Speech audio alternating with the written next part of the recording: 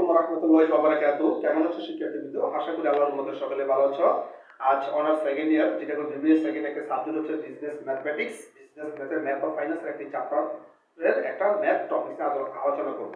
চলো শিক্ষার্থীবৃন্দ, অঙ্কটা কিভাবে সমাধান করা যায় আমি দেখাবো। চলো শিক্ষার্থীবৃন্দ, এখানে শতকরা বার্ষিক 8 টাকা হার সুদে 10,000 টাকা কত বছরে দ্বিগুণ হবে যদি সুদ বছরে দুইবার চক্রবৃদ্ধি হয় তো কত বছরে দ্বিগুণ হবে?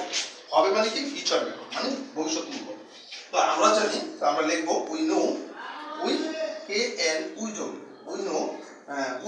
FD সমান PB 1 প্লাস PRM MN। ঠিক আছে শিক্ষার্থীবৃন্দ, এখন একটু খেয়াল করে দেখো, এখানে FB সমান কত, এটা আমরা এখন দেখবো। FB এর দ্বিগুণ কথা বলা আছে, আর আমরা PB টা লিখে দেখে।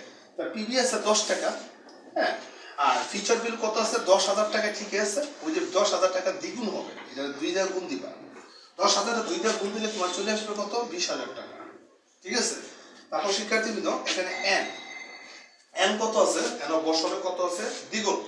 তো n এর ব্যাপারটা একটু লিখতে হবে, যেহেতু এখানে n নাই, কত বছরে দ্বিগুণ হবে, মানে n হইছে বর্ষবোধ, এটা বার করতে কইছে। আর রেট মানে কি? 8 টাকা হলে এত পার্সেন্ট তোমার ধার্য করতে হবে। বার্ষিক শতকরা 8, মানে এটা 8% ধরতে পারো। 8 এর 1 সাথে বাদ দিলে 0.08 চলে আসবে। বাস, এবার আমরা মানটা প্রয়োগ করে শিখাতে। খেয়াল করো, FB আছে কত? 20,000 টাকা, হ্যাঁ, PB আছে কত? 10,000 টাকা, 1 আছে 1 প্লাস রেট, আর এর মান হইতেছে 0.08। m মানে কত?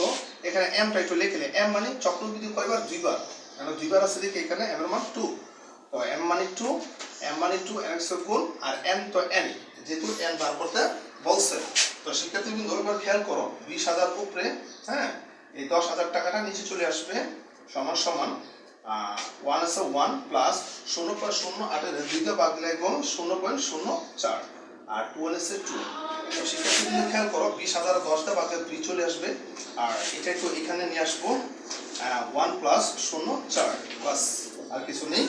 এবার আমরা একটু সাইড চেস করতে পারি, সাইড চেস করি। দেখো 2n, তো 1 প্লাস 0.8, তারপর সমান 2। যেহেতু এখানে n বার করতেছে, উভয় পক্ষ লগ ধরতে হবে, যেমন LOG log 2n 1 প্লাস 0.4 সমান LOG log 2। এখানে লিখতে হবে উভয় পক্ষে লগ ধরি, এটা সাইড করতে দিতে হবে।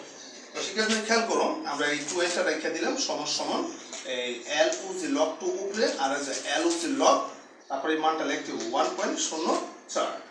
তো এখানে একটু খেয়াল করো, 2n is 2n log 2, K scientific খেয়াল করো, লগ চাপ দিয়ে 2 তুললে তোমার লগের 2n মান চলে আসবে 0.3010, আর লগ তুলে তারপর এই মানটা তুললে তোমার চলে আসবে 0.017।